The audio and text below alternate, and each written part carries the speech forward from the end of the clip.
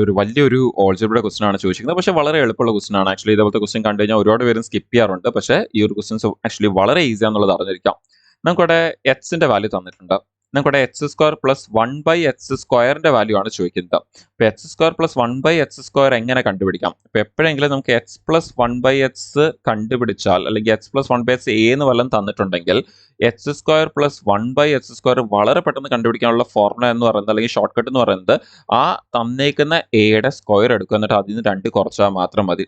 അതെങ്ങനെയാണ് വരുന്നതെന്ന് ചോദിച്ചാൽ നിങ്ങൾ ഈ എക്സ് പ്ലസ് 1/xന്റെ ഹോൾ സ്ക്വയർ എടുത്ത് നോക്കിക്കേ, നിങ്ങൾക്ക് അറിയാൻ പറ്റും. അത് 2 സൈഡും സ്ക്വയർ ചെയ്ത് എടുക്കുമ്പോൾ നിങ്ങൾക്ക് അങ്ങനെ ഒരു ഷോർട്ട് കട്ട് അവിടെ നിങ്ങൾക്ക് കിട്ടുന്നതാണ്. അത് നമ്മളൊന്ന് പഠിച്ചു വെച്ചാൽ വളരെ പെട്ടെന്ന് നമുക്ക് എക്സാമിൽ ആൻസർ മാർക്ക് ചെയ്യാൻ പറ്റും. നമുക്ക് ഈ നമ്മൾ സ്കൂളിൽ ചെയ്യുന്നത് പോലെ സ്ക്വയറിംഗ് ബോത്ത് സൈഡ് എന്നൊക്കെ പറഞ്ഞ് നമ്മൾ ഒരുപാട് സ്ക്വയർ ചെയ്യേണ്ട ആവശ്യം വരത്തില്ല. വളരെ പെട്ടെന്ന് തന്നെ നമുക്ക് ആൻസർ എടുക്കാൻ പറ്റും ഈ ഒരു ഷോർട്ട് കട്ട് യൂസ് ചെയ്തുകൊണ്ട്. നിങ്ങൾ ഈ ഒരു ട്രിക്ക് ഓർത്ത് വെച്ചേക്കുക.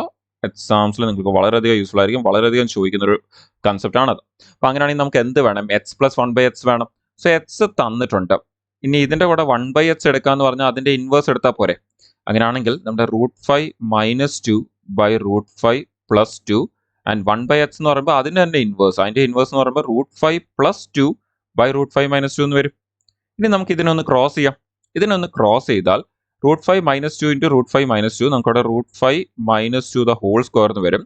പ്ലസ് അടുത്തത് √5 plus 2 into √5 plus 2, so √5 plus 2 the whole square എന്ന് വരും. And then divided by √5 plus 2 into √5 - 2. അപ്പോൾ അതെന്ന് പറയുന്നത് എന്ത് വരും? √5 plus 2 into √5 - 2.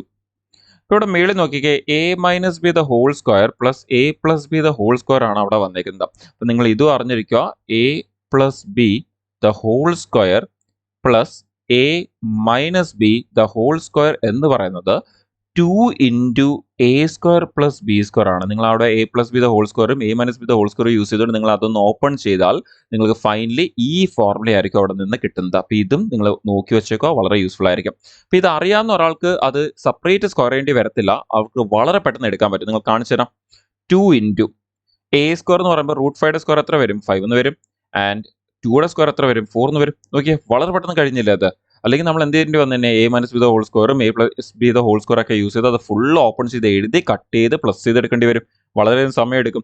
ഇനി താഴെ നോക്കിക്കാൻ നമുക്കത് a plus b into a minus b എന്ന് പറയുന്ന ഫോർമാറ്റ് അല്ലേ തന്നേക്കുന്നത്. അപ്പോൾ a plus b into a minus b യുടെ ഫോർമാറ്റ് എന്ന് പറഞ്ഞാൽ അതെന്താണ്? a square minus b square എന്ന് പറയുമ്പോൾ √5യുടെ സ്ക്വയർ 5ഉം മൈനസ് 2യുടെ സ്ക്വയർ 4 എന്ന് വരും. സോ 5 - 4 അത് 1 ആയി പോകും.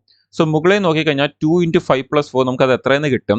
5 plus 4 9, 2 into 9 നമുക്ക് 18 എന്ന് കിട്ടും. അപ്പോൾ നോക്കിയാൽ നമുക്ക് ആ ഒരു വാല്യൂ കിട്ടിയില്ലേ, എക്സ് പ്ലസ് 1/xന്റെ വാല്യൂ. ഇപ്പോൾ 18 ആണ് എക്സ് പ്ലസ് 1/xന്റെ വാല്യൂ. അപ്പോൾ അങ്ങനെയാണെങ്കിൽ നമുക്ക് എന്താ കണ്ടുപിടിക്കേണ്ടത്? ആ X square plus 1/x square. എന്തായിരുന്നു നമ്മുടെ ഷോർട്ട് കട്ട് എന്ന് പറയുന്നത്? a square minus 2. അങ്ങനെയാണെങ്കിൽ നമ്മുടെ 18ന്റെ സ്ക്വയർ എത്രയാണ്? 324 ആണ്. അതിൽ നിന്ന് 2 കുറച്ച് കഴിഞ്ഞാൽ നമുക്ക് എത്ര വരും? 322 എന്ന് ആൻസർ വരും. നോക്കിയാൽ വളരെ പെട്ടെന്ന് ആൻസർ വന്നില്ലേ? സോ അത്യാവശ്യം വലിയൊരു ക്വസ്റ്റൻ ആയിരുന്നു. പക്ഷെ നിങ്ങൾക്ക് ഈ ഒരു ക്വസ്റ്റിനെ ഈ രീതിയിൽ വളരെ പെട്ടെന്ന് നിങ്ങൾക്ക് ആൻസർ എടുക്കാൻ പറ്റും.